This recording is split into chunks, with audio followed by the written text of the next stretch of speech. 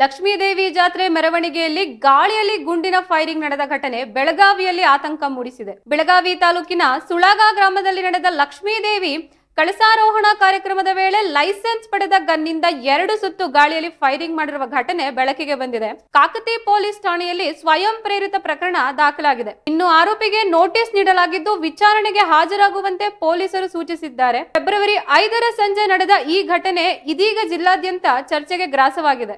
ದಿನಾಂಕ 5 ಫೆಬ್ರವರಿ 2026 ಸುಳ್ಗ ಗ್ರಾಮದಲ್ಲಿ ಜಾತ್ರಾ ನಡೆಯುತ್ತೆ.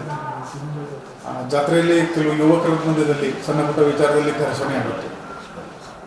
ಆ ವಿಚಾರದಲ್ಲಿ ಈಗಾಗಲೇ ಒಂದು ಹರ್ಟ್ ಕೇಸ್ ತಗೊಳ್ಳಲಾಗಿದೆ.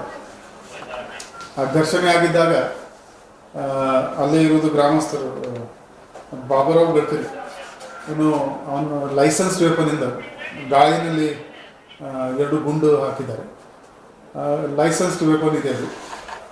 ಆದರೆ ಈ ಥರ ಪಬ್ಲಿಕ್ ಪ್ಲೇಸ್ನಲ್ಲಿ ವಿದೌಟ್ ಎನಿ ರೀಸನ್ ಅವರು ಹಾರಿಸಿದ್ದಾರೆ. ಇದು ಒಂದು ಆಫೆನ್ಸ್ ಇದೆ.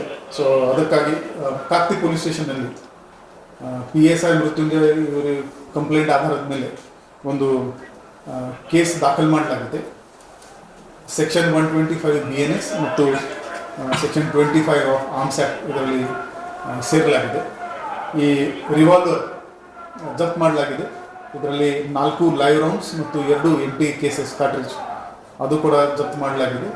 ಮತ್ತು ಈ ಲೈಸೆನ್ಸ್ ವೆಪನ್ ಏನಿದೆ ಅದು ಕ್ಯಾನ್ಸಲೇಷನ್ಗೆ ಕೂಡ ನಾವು ಪ್ರೊಸೆಸ್ ಈಗ ಶುರು ಮಾಡಿದ್ವಿ. Will cancel this licence.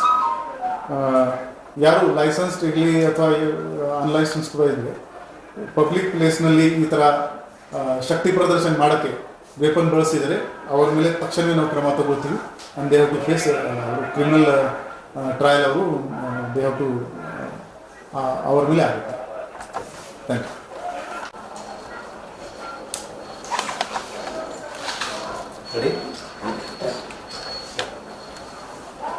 ದಿನಾಂಕ 5 ಫೆಬ್ರವರಿ 2026 ಸುಳ್ಗ ಗ್ರಾಮದಲ್ಲಿ ಜಾತ್ರಾ